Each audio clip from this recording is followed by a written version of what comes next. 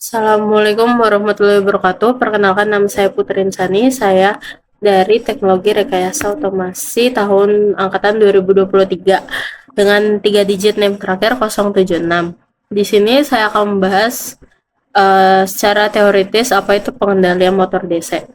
Nah, secara prinsip dasar, motor DC bekerja dengan mengubah energi listrik menjadi energi mekanik melalui interaksi arus listrik dan medan magnet. Torsi dan arah putaran ditentukan oleh arus dan polaritas tegangan. Ada 3 metode pengendalian. Pertama, pengendalian arah. Kedua, pengendalian kecepatan. Ketiga, pengendalian torsi.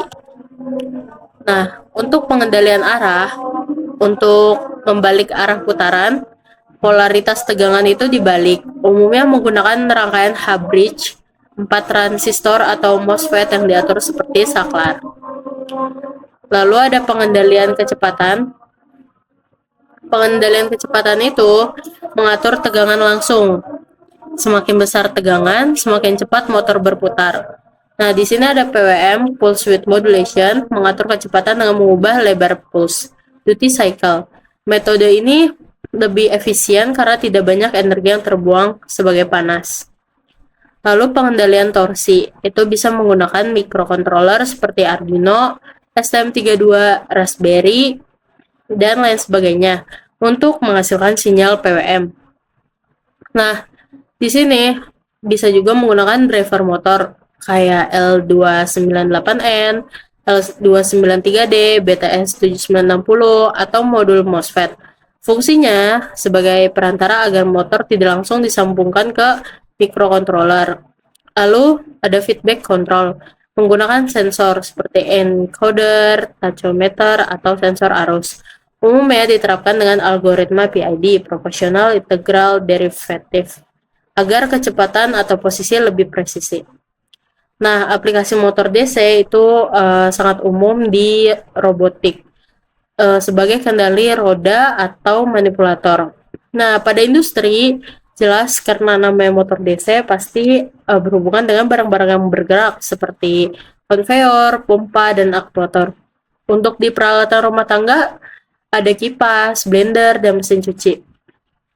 Adapun di transportasi yang mungkin kita temui sehari-hari seperti kendaraan listrik dan sepeda listrik. Kesimpulannya, pengendalian motor DC mencakup arah, kecepatan, dan torsi. Arah dikontrol dengan H-bridge, kecepatan dikontrol dengan tegangan atau PWM.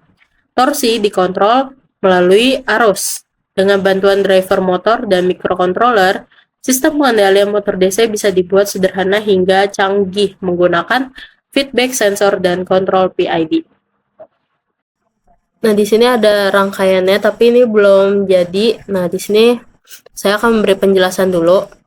Jadi, di diagram ini model matematis motor DC ini punya dua bagian. Ada bagian listrik, arus dan tegangan, terus ada bagian mekanik. Bagian mekanik ini untuk torsi dan kecepatan. Nah, bagian atas ini menggunakan gain. Tapi di sini kita jadikan fungsinya sebagai resistance atau hambatan kumparan pada motor. Nah, di sini ada L, induktansi. Kumparan motor ditunjukkan oleh 1/L. Nah, di sini. Lalu ada integrator. Integrator ini mengubah turunan arus menjadi arus I. Dari yang tadi DI per DT menjadi arus I. Nah, di sini ada K, KE. Ini konstanta back EMF. Jadi ketika motornya berputar, motor menghasilkan tegangan balik back EMF yang mengurangi arus masuk. Jadi bagian atas ini menghitung arus IT di dalam motor. Nah, bagian bawah ini ada KKT. Ini tuh konstanta torsi. Arus listrik menghasilkan torsi. Ini tuh gaya putarnya di sini. Lalu ada 1/J ini inersia, motor punya massa. Jadi torsi ini menghasilkan percepatan sudut. Lalu ada integrator 1/S yang kedua. Jadi dari percepatan menghasilkan kecepatan lalu menghasilkan posisi sudut. Di sini ada damping. Damping itu hambatan mekanis, misalnya gesekan yang memperlambat gerakan motor. Jadi di bawah ini, bagian bawah ini menghitung kecepatan motor, rate per S atau RPM. Nah, arus listrik menghasilkan torsi dari KT. Putaran motor menghasilkan tegangan balik, yaitu KE, yang mempengaruhi arus. Diagram ini menunjukkan interaksi dua arah antara bagian listrik dan bagian mekanik pada motor DC. Nah, jadi dalam MATLAB itu, di sini kan kita bikin dia jadi sistem pengendali ya.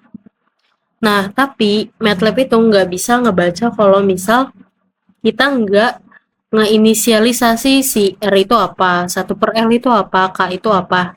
Nah, jadi di command window kita tuh bisa langsung aja tulis di sini diisi. Nah, angka-angka ini J itu inersia, B itu koefisien atau si damping, K konstanta motor, R itu resistansi, dan L itu induktansi. Nah, kita langsung ke command window-nya. Ini kita enter. Nah, pas di enter di sini langsung kan dia tuh nyimpen data, misal B itu value-nya segini, J itu segini.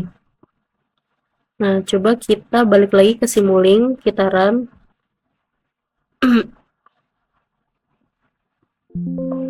Nah, dia udah nggak merah. Habis ini kita langsung blok semua, lalu create subsystem. Jadilah kayak gini. Nah, pas kayak gini, jadi biar gampang, ini tuh diganti sama step. Step itu pasangannya sama si scope. Nah, scope di sini gunanya kayak osiloskop, dia buat nampilin si grafiknya itu. Nah, yang tadinya ruwet gini kan jadi langsung singkat pas di create subsystem. Nah, di sini stop time-nya 3. Coba langsung aja kita run.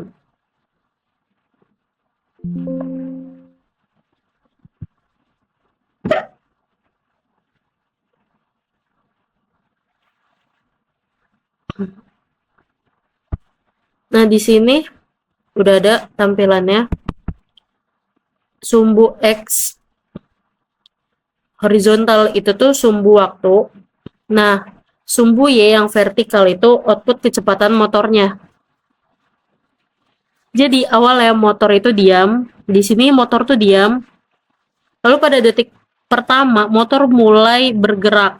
Nah, stabilnya di stop time yang ketiga. Di detik ketiga dia baru mulai stabil.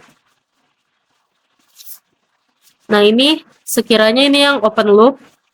Habis ini kita bakalan buat yang close loop. Nah, tadi kita udah bahas yang open loop. Di sini ada close loop, di mana close loop itu sinyalnya mendapat feedback dari outputan. Nah, di sini ada step. Step itu gunanya untuk sinyal inputan, atau biasanya berupa square wave. Tujuannya memberi tegangan masukan awal untuk menguji respon motor DC.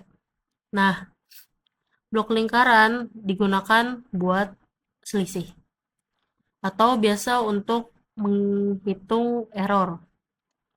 Input bawahnya itu sinyal feedback, kecepatan motor dari output. Input atasnya itu sinyal referensi, tegangan dari step. Nah, ini masuk ke plus, yang minus itu tuh sinyal feedbacknya. Lalu di sini ada transfer function. Ini tuh biasanya sebagai pengendali atau sebagai otaknya. Nah, ini ada rumusnya di sini.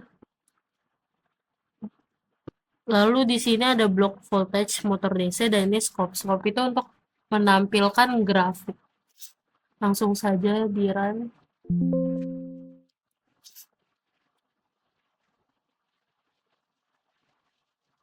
Nah, ini benar ya. Ini di detik ke-0 ini motor belum jalan, masih off. Lalu di sini motor pelan-pelan akan jalan. Nah, di sini ada lonjakan. Lonjakannya ini di detik awal. Jadi motornya itu bergerak cepat sekali, lalu dia akan stabil di detik ke 1,5. Jadi di detik 0,5 sampai 1 dia mengalami penurunan kecepatan, lalu stabil sampai dari 1,5 sampai seterusnya.